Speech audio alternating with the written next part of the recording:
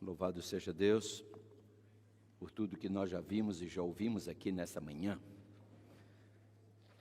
E louvado seja Deus pela sua presença aqui entre nós. E também por você que impossibilitado ou impossibilitada de estar aqui, nos acompanha pelas redes sociais. Que Deus possa estender sua misericórdia a todos nós indistintamente. No mundo, mas não do mundo. É a mensagem que nós temos para essa manhã, parte 2. Apresentamos a primeira parte dessa mensagem há uns 3 sábados atrás e queremos hoje dar continuidade. Mas eu peço a todos que me acompanhem numa curta prece antes de prosseguirmos. Obrigado, Pai, mais uma vez por tudo que já aconteceu aqui e pelo que acontecerá. Que o Teu Espírito se mova entre nós, tocando a minha mente, os meus lábios e os corações, tanto meu quanto de todos que aqui estão e dos que nos acompanham e dos que nos acompanharão através das redes sociais, a fim de que essa mensagem nos fale, em nome de Jesus. Amém. Quero, antes de prosseguir, lembrar a você que está nos visitando, que essa mensagem, ela é voltada, alguns detalhes dela, alguns aspectos dela estão dirigidos a algumas pessoas que já conhecem coisas da Bíblia que você não conhece, por isso que você não se sinta ferido ou ferida e que suas sensibilidades não sejam arranhadas, porque nós temos algumas coisas específicas aqui, alguns momentos dirigiremos a palavra a alguns que já conhecem o que está aqui, mas porventura não estejam vivendo. E se você não conhece, lembre-se que Paulo fala que Deus não leva em conta os tempos de ignorância. A partir de hoje você já estará conhecendo e aí, claro, sua responsabilidade perante Deus aumenta, assim como a minha aumenta cada vez que eu conheço um pouco mais. O texto para início de nossas considerações é Romanos capítulo 12, versículo 2. Se você puder abrir sua Bíblia e ler comigo, e antes de eu seguir novamente, eu só queria pedir a você que me ajude fazendo um rápido cálculo. Alguns, quando terminam o sermão, dizem assim: puxa, mas o sermão hoje demorou. Eu vou te pedir para você depois fazer o seguinte: vai até o seu celular, ele te dá a informação de quanto tempo você usou nessa semana nas redes sociais, quanto tempo você usou na sua conexão, e aí você soma aquelas horas. E eu te peço, pode dividi-las por 2 e pode ter certeza que eu não vou falar nem a metade do que você usou nas redes sociais. Portanto, estaremos ainda com crédito perante você com toda certeza. Romanos capítulo 12, versículo 2. Na Bíblia que eu tenho em mãos, e eu coloquei o texto na tela para você acompanhar, você que porventura não trouxe sua Bíblia por alguma razão, e eu o aconselho a sempre trazer, sempre anotar, sempre riscar, sublinhar sua Bíblia. Diz aí, e não vos, qual a palavra que vem agora? Não vos conformeis com este mundo, mas, qual é a próxima palavra? Transformai-vos pela renovação do vosso entendimento, para que experimenteis qual seja a boa, a agradável e perfeita, uma outra versão diz santa vontade de Deus. Sabem, alguns versos eu gosto de comparar com a versão linguagem de hoje, e eu fui comparar esse texto porque alguns textos ficam um pouco mais claros, lidos na versão linguagem de hoje. Quando o assunto é profecia, quando o assunto é doutrina, nem sempre a tradução facilitada ajuda, mas em alguns momentos é interessante. Veja como diz esse verso na linguagem de hoje. Lá diz assim, olha só: não vivam como vivem as pessoas desse mundo, mas deixem que Deus os transforme por meio de uma completa mudança da mente de vocês. Assim, vocês conhecerão a vontade de Deus, isto é, aquilo que é bom, perfeito e agradável a Ele. Irmãos, desde o ano 2009, a Igreja Adventista iniciou um projeto muito interessante a nível mundial e que tem sido uma bênção. É um projeto educativo e de prevenção contra o abuso e a violência doméstica, intitulado Quebrando o Silêncio. E eu tenho achado interessante esse projeto, muito bom. E pensando em quebrando o silêncio, eu fiquei refletindo e disse, existem algumas outras áreas na igreja que, acerca das quais eu penso, é hora também de nós quebrarmos o silêncio. Áreas como a música.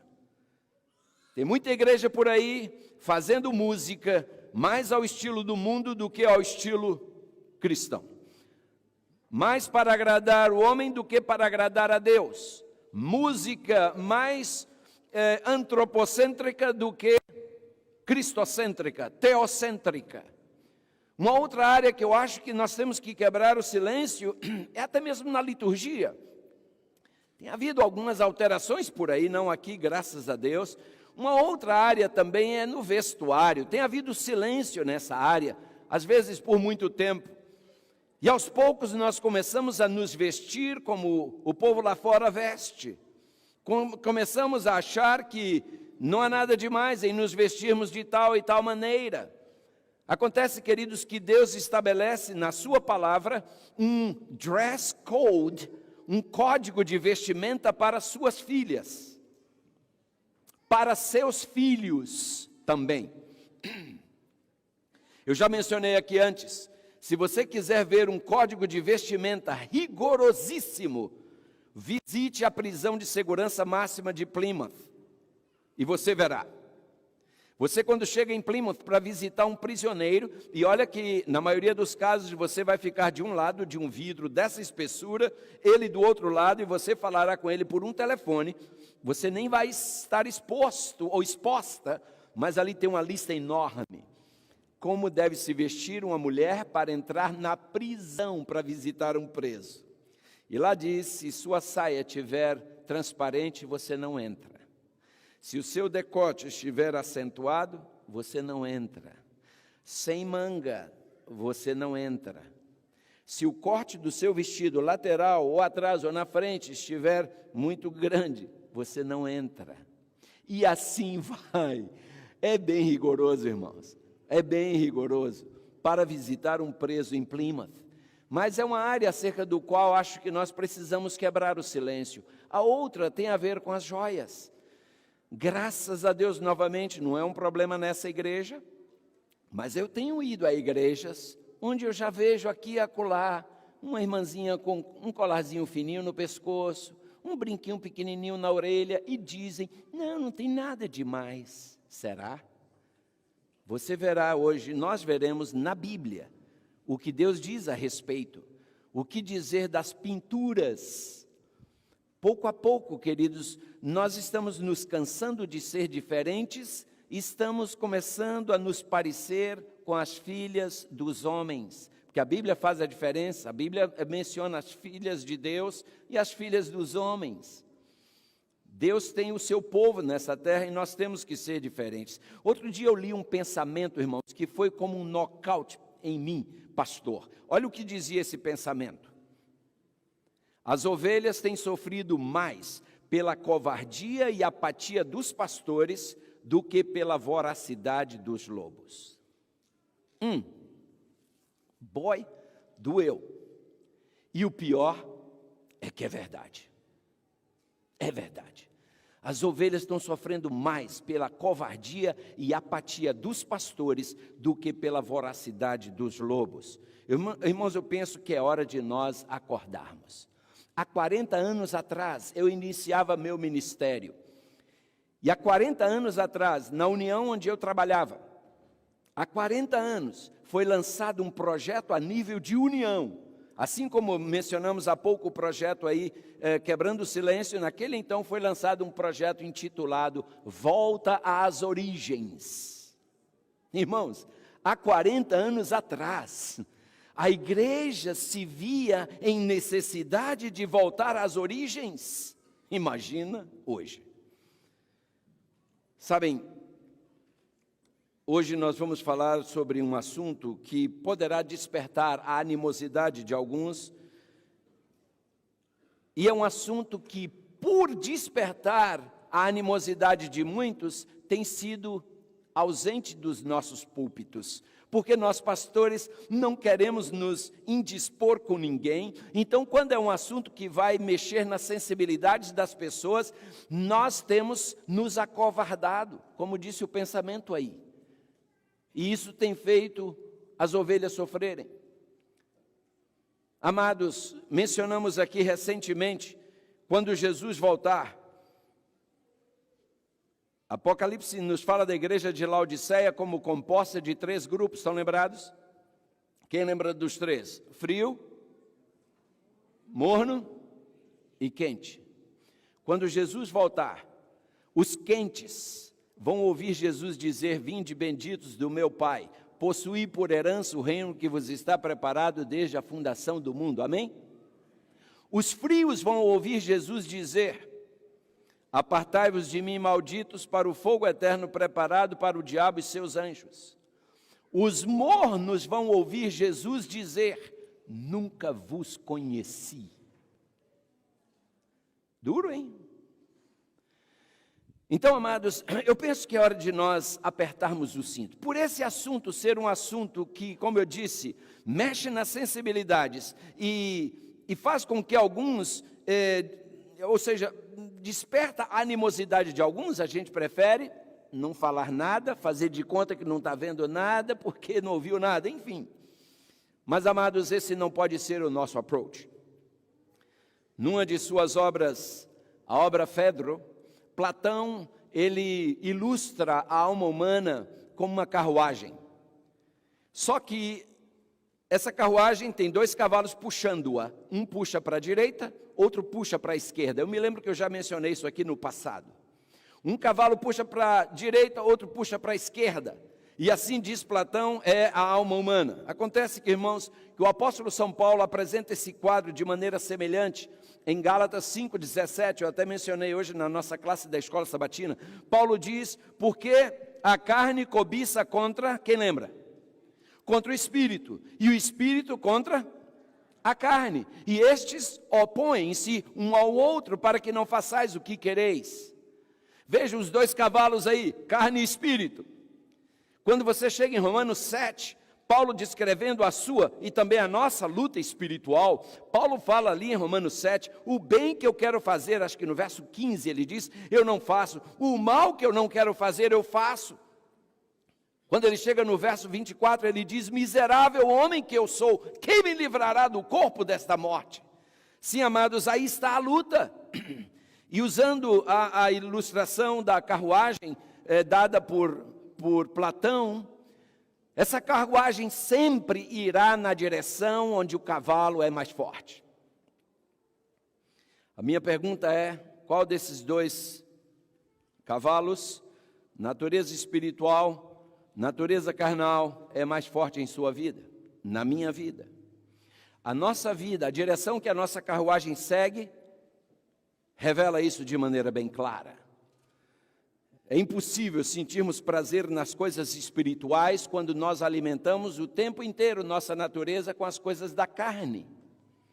Porque muita gente hoje chega na igreja e quer um louvor mais agitado, com uma bateria, e papapá. Por quê? Porque passa a semana ouvindo rock, alimentando a natureza carnal. Aí quando chega sábado, quer que a gente também ofereça esse lixo.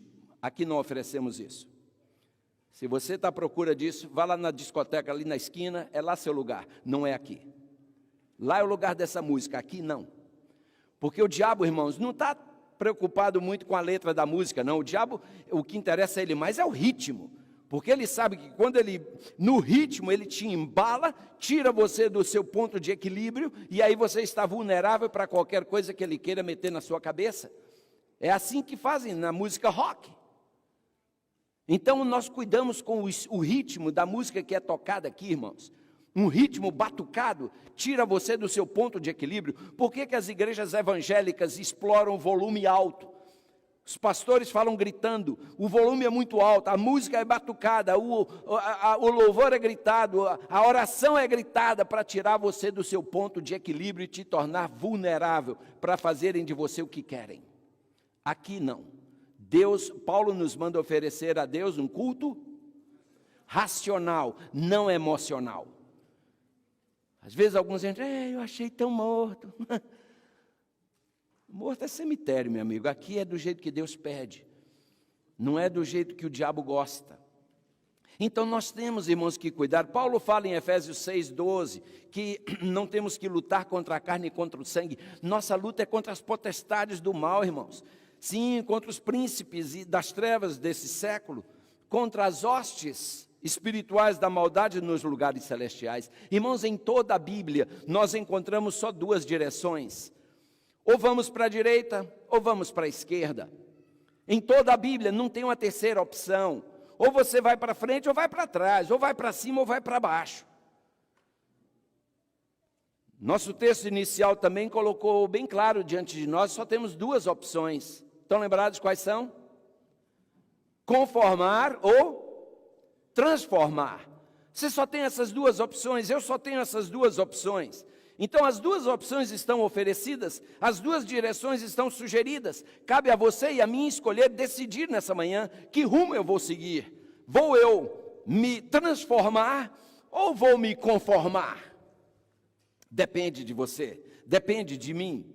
Eu creio que todos concordamos, queridos, que Jesus está às portas. Quantos creem nisso sinceramente? Posso ver a mão? Amém, irmãos. Todo mundo aqui crê nisso, eu também. Mas a minha pergunta é, estamos vivendo como quem crê nisso de verdade? Irmãos, quando a gente lê a parábola das 10 virgens, onde se evidenciou o problema daquelas 10 virgens? Quando foi que o problema ficou evidente, ficou claro? Quando? Com a demora. Na medida em que elas tiveram que esperar, a espera revelou quem era quem. A espera revelou quem tinha azeite e quem não tinha. A espera revelou quem estava preparado e quem não estava. A espera. Irmãos, nós estamos também num período de espera. Como igreja, nós estamos vivenciando um problema semelhante ao daquelas 10 virgens, porque há 160 anos, como igreja, nós pregamos a iminente, a breve volta de Jesus. Há 160 anos, e durante esse período nós temos cantado, breve virá, breve virá. Mas a pergunta é, temos vivido como quem crê nisso? Na medida em que essa promessa não se concretiza, irmãos, eu estou nessa igreja há 64 anos, desde que nasci. E eu observo que na medida em que essa promessa não se concretiza, parece que nossos ânimos estão enfraquecendo. Nossa esperança parece estar se empalidecendo. Na medida em que esperamos, dá a impressão de que o pavio de nossas lâmpadas está se apagando, meus irmãos. Nosso estoque de azeite está acabando. O que é que está acontecendo com essa igreja? No passado, os jovens e adultos dessa igreja, especialmente os desbravadores, se cumprimentavam dizendo, Maranata. E quando um jovem, algum adventista dizia para o outro, Maranata, o outro respondia com o significado da palavra, o Senhor logo vem. Tamanho era o vigor, a crença nessa realidade. Acontece que com o passar do tempo, essa saudação tão sublime se transformou num jargão comum e hoje até já desapareceu. Nós tínhamos até um hino no nosso hinário antigo, era número 146, que dizia, Maranata sempre é do cristão. Estão lembrados? Eu não entendo por que nesse novo hinário esse hino não está. Irmãos, me lembro da frequência e da convicção, do entusiasmo com que os pregadores nos tempos da minha infância pregavam sobre a volta de Jesus. Eu me lembro, irmãos, que nós vivíamos como quem cria nisso. Naquele tempo, a igreja e o mundo eram bem separados, distintamente separados, porque a ênfase nessa mensagem era constante.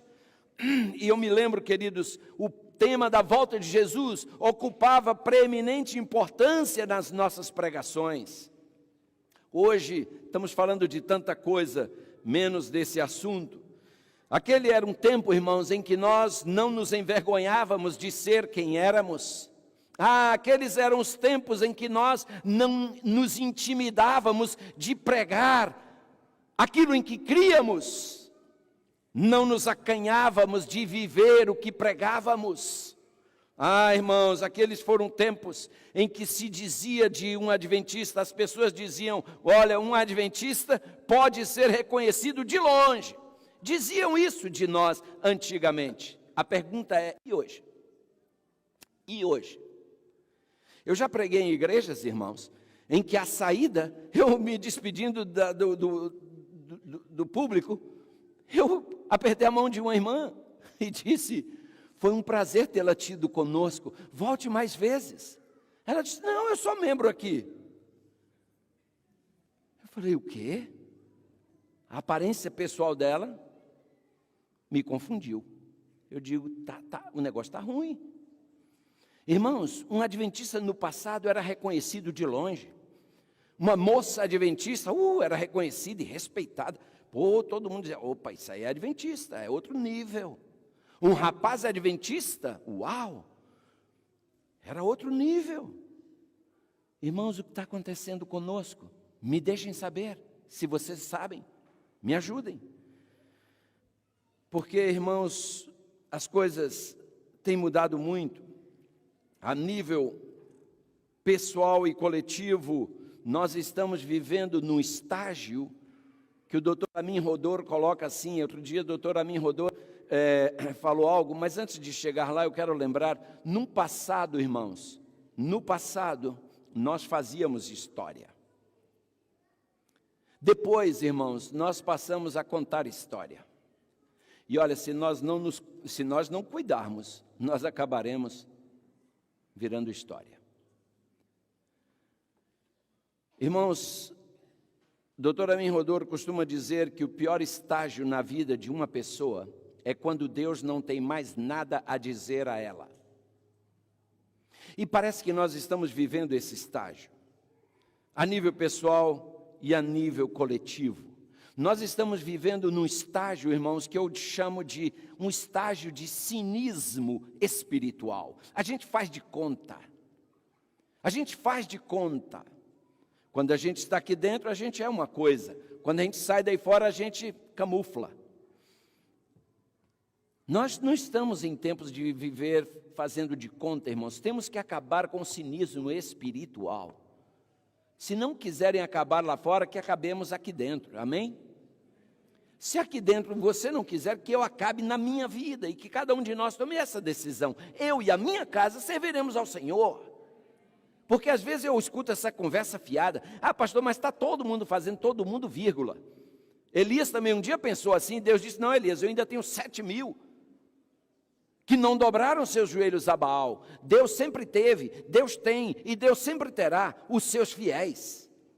Você não está aí para seguir a multidão. Deus te criou com livre-arbítrio, cabe a você usá-lo. Hoje, irmãos, o assim diz o Senhor está sendo substituído, infelizmente, por vozes sem nenhuma significância, sem nenhuma relevância, sem nenhuma importância. Nós estamos seguindo hoje a indivíduos, ao invés de seguirmos ao Senhor. Estamos vivendo na era da comunicação, avolumada, acelerada e massificada. As redes sociais estão aí disputando nossa mente, disputando nossa atenção, visando, irmãos, ditar nossa conduta, desviar-nos o foco e inverter nossas prioridades. Irmãos queridos, lamentavelmente é isso que está acontecendo. E aqueles que não se cuidarem se tornarão marionetes nas mãos dos influenciadores das redes sociais. Tem muita gente virando marionete nas mãos dos influenciadores das redes sociais, comprando o que eles mandam comprar, comendo o que eles mandam comer, fazendo o que eles mandam fazer, usando o que eles mandam usar, aceitando o que eles mandam aceitar, rejeitando o que eles mandam rejeitar, enfim, vivendo como eles mandam viver. Sabe, irmãos, quando alguém não pensa por si mesmo, outro alguém vai fazer isso por ele. Se você e eu não pensarmos por nós mesmos, alguém vai pensar por nós. Se você e eu não decidirmos por nós mesmos, alguém vai decidir por nós. E as redes sociais têm roubado das pessoas, dentre outras coisas, a sua capacidade de pensar e agir por si mesmas. Serem o que elas são. Nós estamos nos tornando, irmãos, como papel carbono, copiando tudo, imitando tudo. Nascemos originais, morremos cópias. Que tristeza! E aí entra, inclusive, a importância da verdadeira educação. Por isso, irmãos, nós temos insistido aqui para colocarmos nossos filhos na escola adventista. Olha o que Ellen White fala da verdadeira educação. Ela diz: cada ser humano criado à imagem de Deus é dotado de certa faculdade própria do Criador. Olha só isso. A individualidade. A faculdade esta de pensar e agir. É obra da verdadeira educação desenvolver essa faculdade, adestrar os jovens para que sejam pensantes e não meros refletores do pensamento de outrem. Olha que coisa extraordinária, irmãos.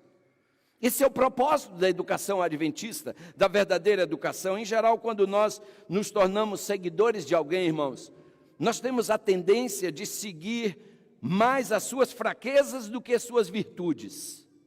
Temos a tendência de copiar mais os seus erros do que seus acertos. A nossa mensagem de hoje, como os senhores puderam ver, tem como título: No mundo, mas não do mundo. Alguém acertadamente disse que Jesus colocou a sua igreja no mundo e o diabo não tem feito outra coisa senão tentar colocar o mundo na igreja. E como o pastor dessa igreja repousa sobre meus ombros, irmãos, a mesma responsabilidade que eu vejo repousava sobre os ombros de Paulo. Responsabilidade essa que Paulo apresenta na sua segunda carta aos Coríntios, capítulo 11, versículos 2 e 3, onde Paulo diz: olha, e eu faço minhas as palavras de Paulo, estou zeloso de vós, com zelo de Deus, porque vos tenho preparado para vos apresentar como uma virgem pura a um marido, a saber, a Cristo. Mas eu temo que, assim como a serpente enganou Eva com a sua astúcia, assim também sejam, de alguma sorte, corrompidos os vossos sentidos e se apartem da simplicidade que há em Cristo. Irmãos, essa era a preocupação de Paulo com sua igreja, essa é a minha preocupação com a minha igreja. Veja o que nós lemos no livro Mensagens aos Jovens. Mensagens aos Jovens, na página 356, diz assim: vemos ganhar decidido terreno na igreja um mal condenado pela palavra de Deus. Qual é o dever dos que se acham em autoridade a esse respeito? Ela pergunta e segue. Será a influência da igreja a que lhe cumpre exercer, enquanto muitos de seus membros obedecem aos ditames da moda, de preferência à vontade de Deus, claramente expressa? Essas coisas trazem desgosto e perplexidade aos que têm o cuidado da igreja de Deus. Não refletirão, ela pergunta, minhas irmãs em Cristo, por si mesmas, sinceramente e com oração, acerca desse assunto? Não buscarão guiar-se pela palavra de Deus? Irmãos, nós hoje estamos nos deixando guiar pelo que diz o mundo, pelas redes sociais, como eu disse, pelas novelas, pelos filmes, por Hollywood, ao invés de nos deixar guiar pela palavra de Deus. Eu penso que o melhor texto na sequência seria 1 Coríntios 10, 23, porque alguns dizem assim: a vida é minha, eu faço o que eu quiser. É verdade, a vida é sua e você faz o que você quiser, mas eu quero te lembrar uma coisa: todas as coisas me são lícitas, ou seja, eu posso fazer, mas nem todas me convêm. Todas as coisas me são lícitas, é verdade, mas nem todas me edificam, nem todas contribuem para a minha salvação, nem todas me aproximam de Deus.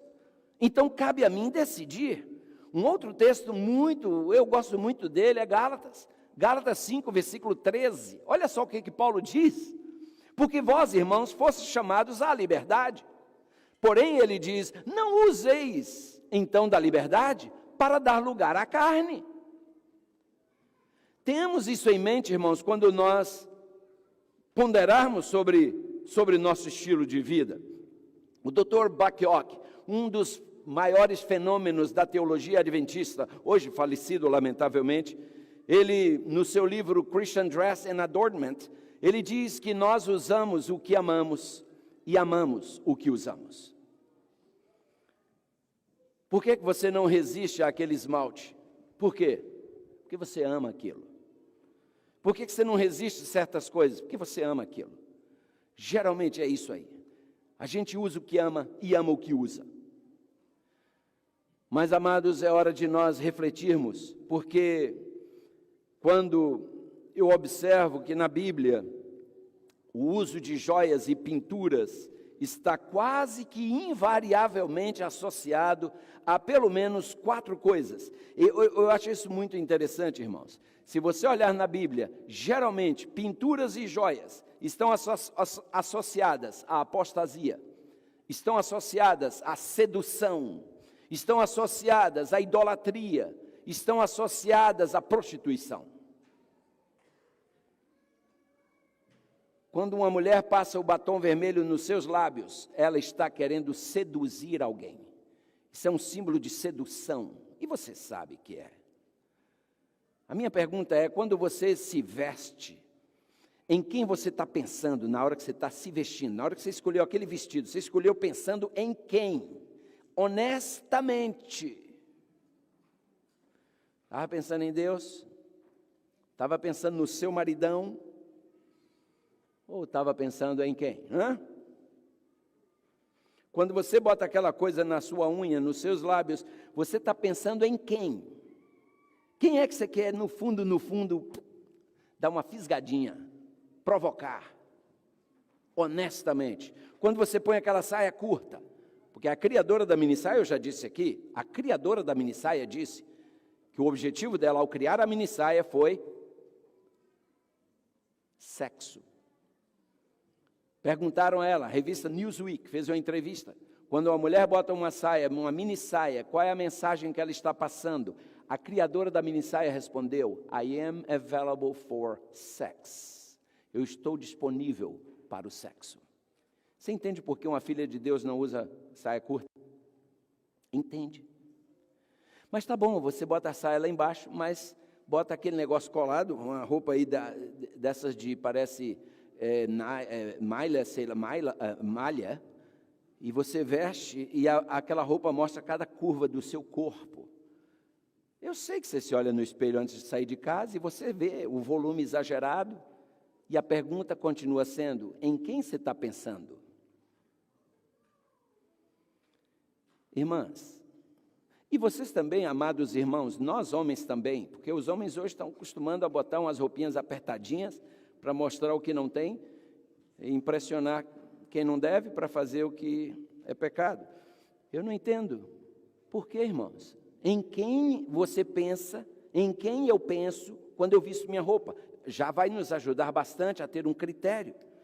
Alguns rápidos exemplos do que eu estou falando aí, irmãos. Por exemplo, joias e apostasia.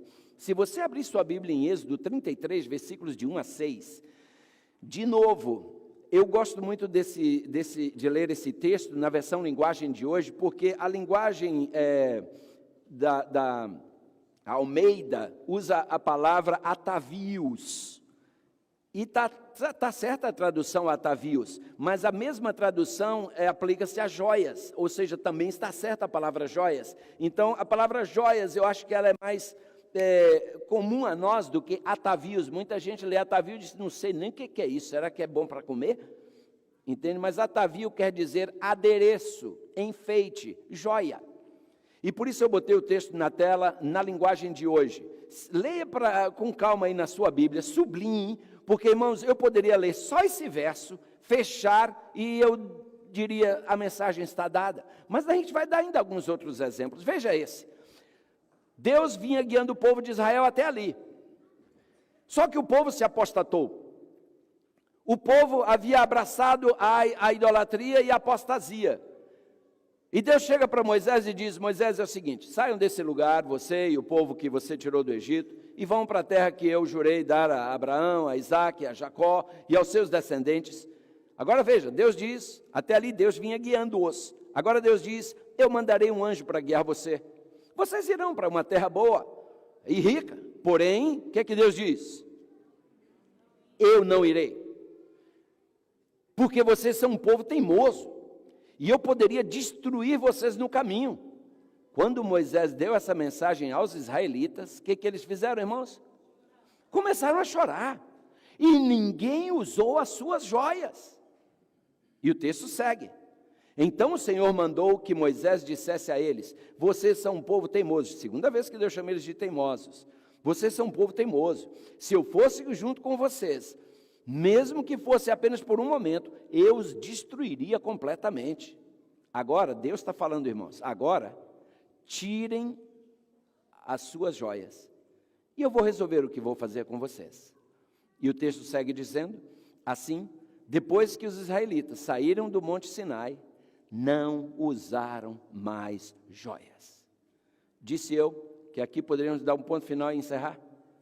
Eu não sei se você precisa de mais. Qual é a essência do que nós acabamos de ler, irmãos? Joia está dentro, Deus está fora.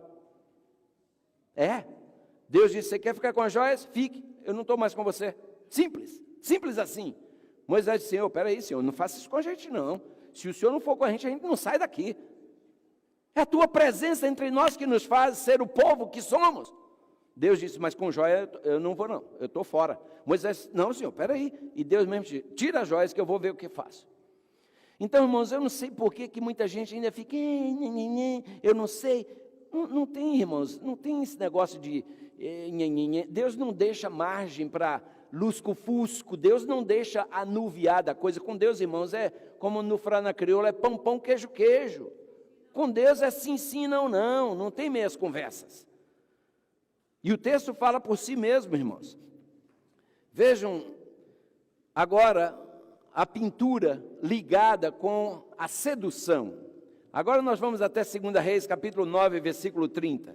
Aí, irmãos, eu digo aos senhores, no Velho Testamento tem uma mulher chamada Jezabel, que para mim ela é a personificação do mal. Jezabel era o capeta de saia. Eu assim vejo.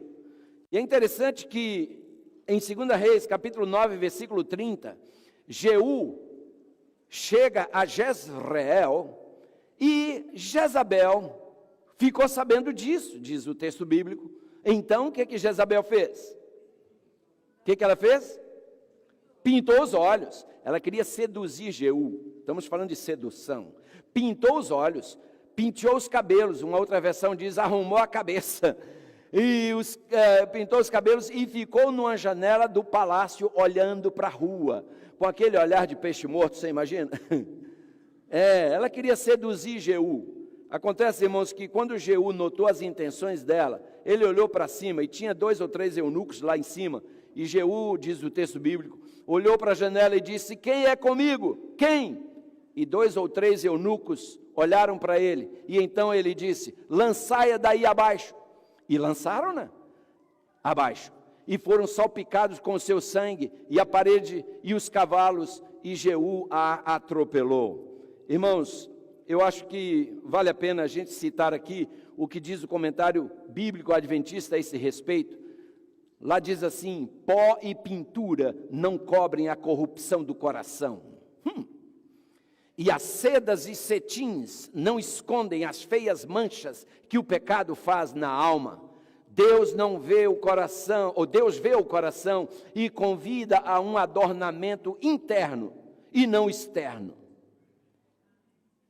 Amém pelo seu amém, mesmo que fraquinho. Amém. Queridos, nós falamos que na Bíblia também as joias estão ligadas à idolatria. Claro que as joias são uma das mais fortes indicações da idolatria do eu. E após passar 1 década e meia sofrendo trapaças do seu sogro Jetro, Deus manda Jacó retornar à sua terra. Mas quando no caminho Deus dá a Jacó uma ordem, ele deveria ir a Betel adorá-lo. Isso está em Gênesis 35, versículos de 1 a 4. Notem, Jacó vinha com sua família, com seu povo, retornando para a sua terra de origem. E agora Deus diz: Jacó, faz uma pausa, vá até Betel me adorar. Agora vejam o que acontece, irmãos. Diz o texto: disse Deus a Jacó: apronte-se e vá para Betel e fique morando lá. Em Betel construa um altar e o edifique e o dedique a mim, o Deus que apareceu quando você estava fugindo de seu irmão Esaú. E então diz o texto que Jacó disse à sua família e a todos os que estavam com ele: joguem fora as imagens dos deuses estrangeiros que vocês têm. Purifiquem-se e vistam roupas limpas, que nós vamos para Betel. Ali vou fazer um altar dedicado ao Deus que me ajudou no tempo da minha aflição e que tem estado comigo em todos os lugares por onde tenho andado. E agora diz o texto que eles entregaram a ele as imagens dos deuses estrangeiros que tinham e os brincos que usavam nas orelhas. E Jacó enterrou tudo debaixo da árvore sagrada que fica perto de Siquém. Irmãos, joias associadas à idolatria. Jacó sabia que ele não poderia oferecer a Deus um culto enquanto o seu povo tinha joias em si e escondidas em casa, ídolos em casa. Irmãos, escutem, amados. Alguns de nós estamos com muito lixo guardado em casa. Sim, você sabe do que eu estou falando. Lá em casa tem videogames que nunca deveriam ter entrado lá e estão destruindo seus filhos. Lá em casa tem filmes que você assiste que você nunca deveria ter, jamais deveria ter acessado. Hoje, né, tem o Netflix, ninguém nem mais compra, só paga uma taxinha e tem lá Netflix e outras versões do mal. Coisas que aparecem na sua tela que estão destruindo sua vida espiritual, destruindo sua família, com seu aval. Filmes que você assiste, músicas que você ouve. Irmãos, nós temos que ser radicais na nossa maneira de viver. Amém pelo amém que eu ouvi. Nosso problema hoje, irmãos, é que nós somos um bando de covardes. A gente quer ir para o céu de conversa fiada, a gente quer, mas também não quer. A gente quer ir para o céu, mas não quer largar o mundão. O que está acontecendo conosco, irmãos? Por que nós temos medo de ser o que somos? Por quê? Irmãos, chegará o tempo em que nossa vida estará em risco. E aí? Hoje muitos empalidecem quando um chefe ameaça te tirar o sábado e você diz: e agora como é que eu vou viver? E aí condescende, transgride. Irmãos, nós precisamos entender, as joias eram uma evidência clara de que aquele povo estava longe de Deus. E Deus diz: Jacó, você quer vir me adorar? Agora quer que sua adoração seja aceita? Joga fora tudo isso, desliga disso, tira isso. E Jacó, irmãos, não botou aquilo num saco e guardou para, vamos guardar, é lembrança, afinal esse brinco quem me deu foi minha bisavó, esse colar quem me deu foi minha tataravó, então eu vou guardar aqui. Tem muitos que têm essa conversa fiada. Eu vou guardar aqui porque quem me deu foi... Guarde para você ver, o primeiro dia que você estiver deprimido espiritualmente, a primeira coisa que você faz, você bota tudo de volta. É como a Bíblia diz, é como o cão que volta ao seu vômito, é como a porca lavada que volta a volver-se na lama. Então, por que guardar lama? Joga fora, enterra, põe um ponto final, sepulta e diz: acabou, morreu para mim. Eu estava esperando, morreu para mim, amém. Porque tem que ser assim, irmãos. O nosso problema é que a gente está botando o capeta no colo e alisando a cabecinha dele, como se ele fosse um bicho de estimação. Não é não, não é não. A gente está alisando o pecado, irmãos, e depois ele nos morde, e a gente... É o quê? Você ficou alisando isso aí, guardando isso aí. Sabe, amados, vamos pegar o negócio com mais seriedade, queridos? Ali fala que o povo trocou de roupa. O Dr. Bacchiocchi, ele inclusive no seu comentário no livro que eu já mencionei, ele diz, a mudança de roupas aí sugere que eles não apenas puseram roupas limpas, como também apropriadas para um encontro com Deus. Irmãos, aqui eu poderia abrir um outro sermão. tem roupa apropriada para um encontro com Deus. Amém? Porque alguns irmãos por aí, eu vou a algumas igrejas, os rapazinhos estão lá na frente cantando, de calça jeans, rasgada, e todo mundo é jovem, né? É jovem, e porque é jovem pode esculhambar a casa de Deus? Que conversa é essa? Tem roupa apropriada para você ir à igreja. Não se vai à igreja com a roupa que se vai ao shopping center. Eu, quando vou ao shopping center, eu boto jeans. Se um dia você me achar no shopping de jeans, não escandaliza não. É minha roupa de ir no shopping center. Eu boto jeans, boto uma t-shirt. Mas aqui não. Aqui eu não posso entrar de jeans e t-shirt.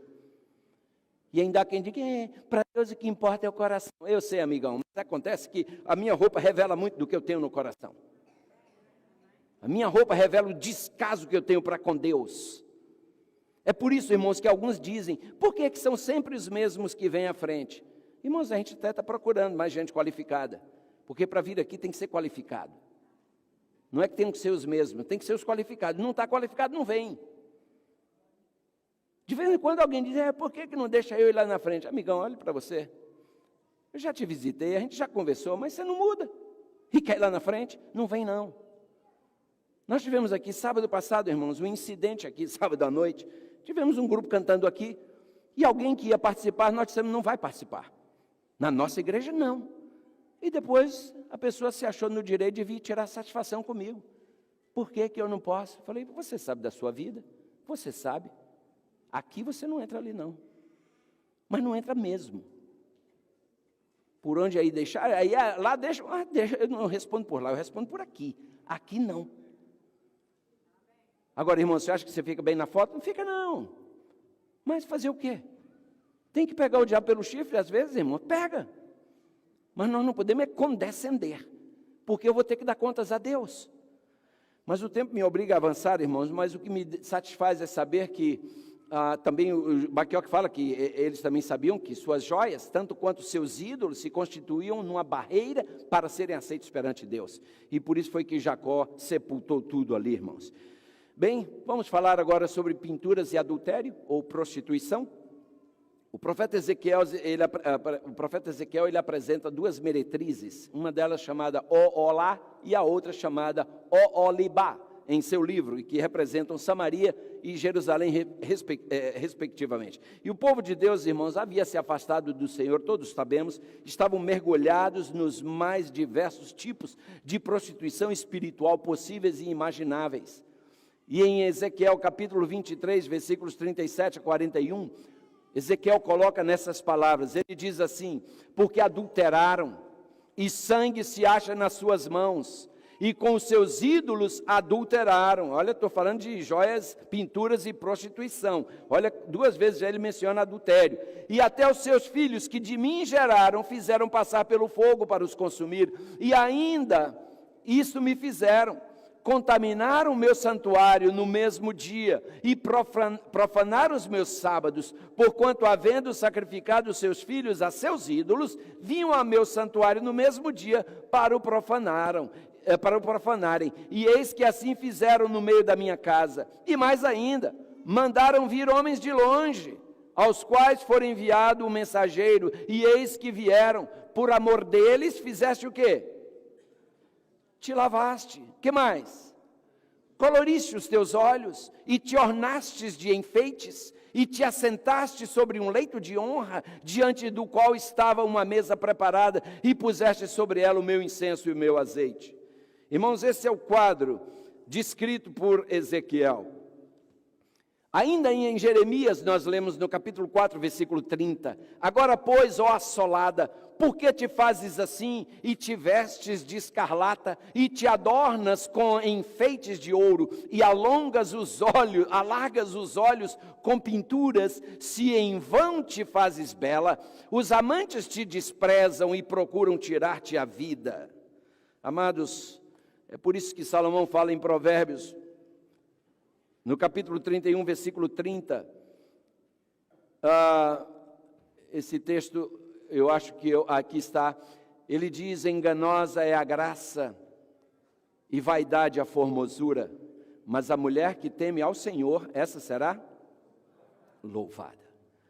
Amados, como diz aqui Paulo em Timóteo, que do mesmo modo as mulheres se ataviem com traje decoroso. Traje decoroso, irmãos, é um traje que não fica mostrando cada curva do corpo para excitar os homens que são muito atraídos visualmente. Traje decoroso, com modéstia e sobriedade, não com tranças ou ouro ou pérolas ou vestidos dispendiosos, mas como convém a mulheres que fazem profissão de servir a Deus com boas obras. Amados, alguém outro dia me fazia uma pergunta: pastor, e com relação a tatuagem e piercing, a Bíblia fala alguma coisa a respeito? Amados, eu achei interessante uma entrevista com o Ronaldo, jogador de futebol, mas eu respondi outro dia para uma pessoa com essas palavras. Eu dizia para essa pessoa: um tatuado pode tornar-se um adventista, mas um adventista não pode tornar-se um tatuado. E esse é o ponto.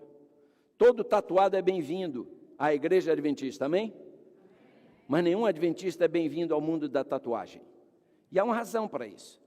Outro dia eu estava vendo uma entrevista com esse jogador aí, o Ronaldo, Cristiano Ronaldo, o jogador português que os senhores conhecem.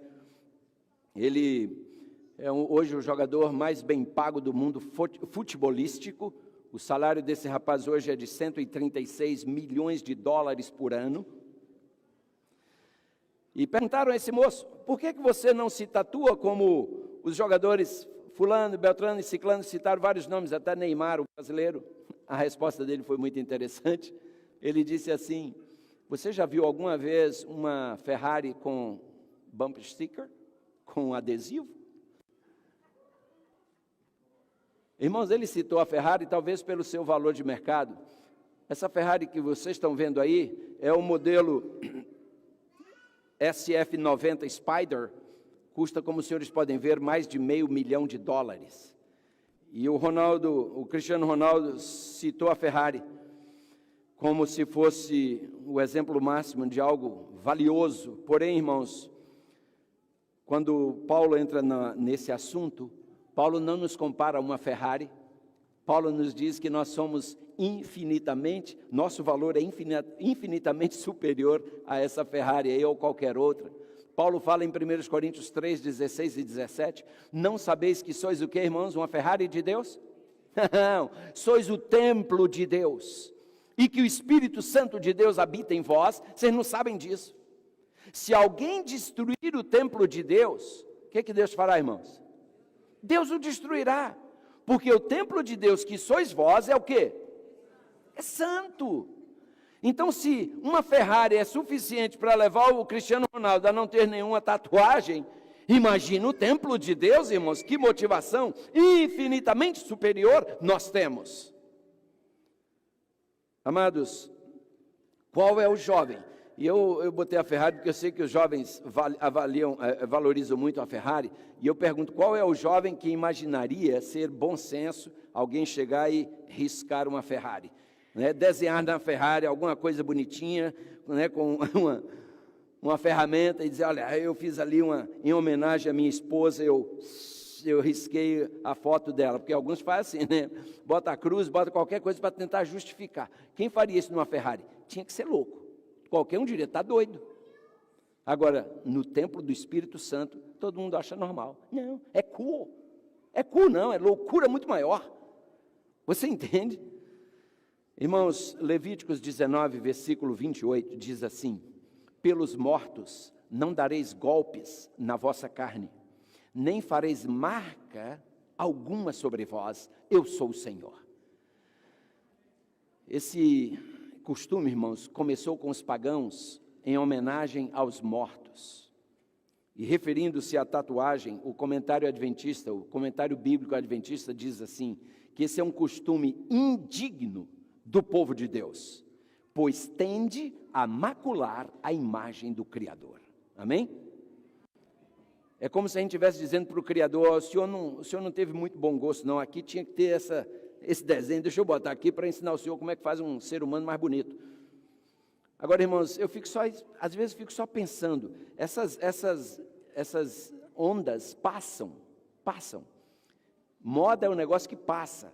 Às vezes vem a moda da boca de sino, né? Aquela calça com a boca grandona, depois volta, fica afinadinha, depois... Moda é assim, vai e vem, vai e vem. E eu fico olhando, irmãos, quando passar essa moda da tatuagem, como é que vai ser? Eu tenho visto alguns já envelhecidos que tatuaram na juventude, e aquela tatuagem murchando, irmãos, olha, fica um negócio horrível. Horrível. E o pior é que não tem jeito de tirar mais. Por que você faria isso em você? E o pior, irmãos, é que quem se tatua diz que é difícil ficar na primeira tatuagem. Quem faz a primeira, daí a pouco quer fazer uma segunda, e depois uma terceira, e uma maior, e assim vai. Tem indivíduos que têm o corpo totalmente tatuado. Não é para nós, queridos, mas não é mesmo. Eu penso que seria prudente, a essa altura, lermos de novo um texto que lemos há pouco, Gálatas 5,13. Porque, irmãos, vós fostes chamados à liberdade. Claro, você é livre, mas não use sua liberdade para dar lugar à carne, amém? Use sua liberdade com sabedoria. Nós estamos vivendo no tempo do fim, irmãos, e observando a igreja, eu vejo que ao invés de nós apertarmos o cinto, irmãos, nós estamos fazendo o contrário, nós estamos relaxando um pouco, e dias difíceis estão à nossa frente. A pergunta é, irmãos, muitos, ao invés de transformar, estão se conformando. E por isso, entre conformar e transformar, nós ficamos com transformar. Não podemos nos conformar com este mundo, irmãos. Na sua meditação, Encontros com Deus, o Dr. Amin Rodor, ele diz o seguinte: todos nós reconhecemos o valor e a importância das escolhas. O que esquecemos, em geral, é o fato de que as pequenas escolhas condicionam as grandes. Além disso, a sequência das escolhas determina a direção da vida. Então, aí que está o perigo. Uma escolha pequena me leva a uma escolha maior. E essas escolhas vão determinar a direção da minha vida. Por isso, na página 59 da mesma meditação, ele fala, vivemos na época do comportamento globalizado, é o que falamos agora há pouco, e da conformidade universal. Costuma-se fazer o que todos fazem e pensar como todos pensam. Acontece, irmãos, que Deus nos chama para ser diferentes. O Manual da Igreja, na edição de 2022, a página 158, traz uma citação do livro Testemunhos para a Igreja, e diz assim: trajar-se com simplicidade e abster-se das ostentações de joias e ornamentos de todo tipo está em harmonia com a nossa fé. Aí está o ponto. Nos dias atuais, irmãos, a palavra conservador tem se tornado quase sinônimo de herege ou de fanático. Hoje todo mundo foge da palavra conservador, mas eu achei interessante que no Manual da Igreja, a página 158, eu achei essa frase: o povo de Deus deve sempre encontrar-se entre os em matéria de vestuário. E não parou aí, irmãos. Um pouquinho mais adiante: consideremos-nos a nós mesmos, faltou um S ali, bem vestidos, unicamente quando tivermos atendido às normas da modéstia no uso do vestuário de bom gosto e conservador. Então, irmãos, eu penso que nós estamos precisando, talvez, dar uma reolhada no nosso guarda-roupas. É possível que você tenha que chegar no seu guarda-roupa e dizer: ok, você sai, você fica, você sai, você sai, você fica, você sai, você fica. Precisa, irmãos, não tenhamos medo de fazer isso. Alguns poderão dizer: mas hoje é tão difícil achar roupa decente nas lojas. Nós temos uma excelente costureira nessa igreja, a irmã Francisca. E há outras costureiras por aí. Procurem uma costureira, manda fazer sob medida. Mas existem lojas, irmãos, se procurar, acha. Existe. Mas se não achar, procure uma boa costureira. Peça para fazer uma roupa decente. E eu concluo ainda, irmãos, eu queria ler só isso aqui. Deus vê, diz Ellen G. White, Deus vê que a ruína do caráter é frequentemente, escuta isso, irmãos, a ruína do caráter é frequentemente precedida pela condescendência com o orgulho e vaidade no vestir. Ou seja, primeiro uma pessoa esboça, mostra orgulho e vaidade na sua vestimenta, e aí a ruína do caráter logo se revela, porque ela é precedida, a ruína de caráter vem antes vem depois, ela é revelada pela maneira como nos vestimos. Irmãos, num dos sermões do pastor Adolfo Soares, um homem de Deus por quem eu tenho muita admiração, após ele ponderar que na maioria das vezes a gente espera o que Deus faz por nós, ele faz uma pergunta no seu sermão e ele diz: o que é que Deus espera de você? Porque nós estamos sempre esperando algo de Deus, mas você já parou para pensar o que é que Deus espera de você? O que é que Deus espera de mim? Irmãos, dentre outras coisas, aqui está uma coisa que Deus espera de você e de mim. Miqueias 6, verso 8, ele te declarou, ó homem, o que é bom. E o que é que o Senhor pede de ti? Em outras palavras, o que é que o Senhor espera de ti? Senão que pratiques a justiça, e ames a beneficência, e andes humildemente com o teu Deus. Isso é o que Deus espera de nós, queridos. Em 1 João capítulo 2, versículos 15, versículo 17, Deus espera de nós que nós não amemos o mundo, nem o que há no mundo, irmãos. Porque se alguém ama o mundo, o que acontece? O amor do Pai não está nele. Ora, o mundo passa e a sua concupiscência, mas aquele que faz a vontade de Deus permanece por quanto tempo? Amados, a questão é essa: o que faremos?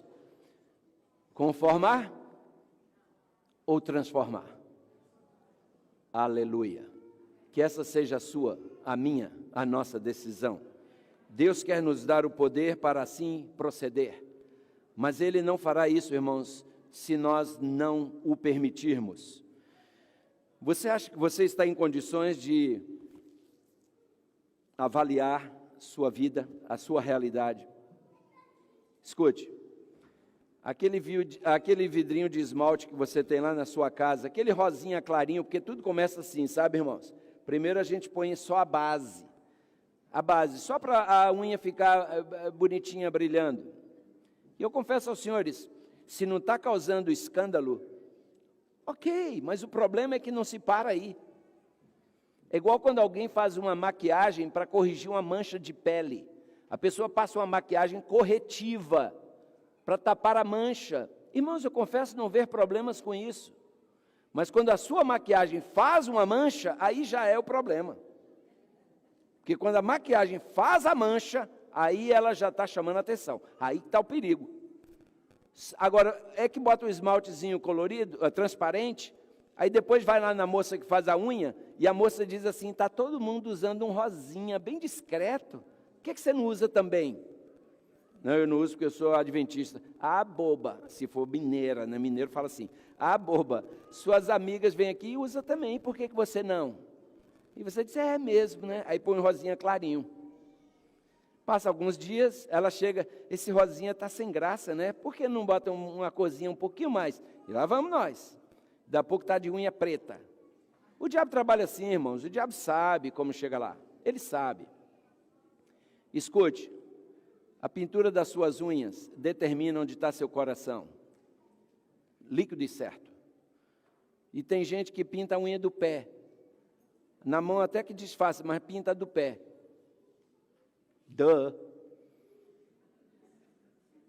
Irmãos, quando é que a gente vai levar a sério esse negócio de salvação?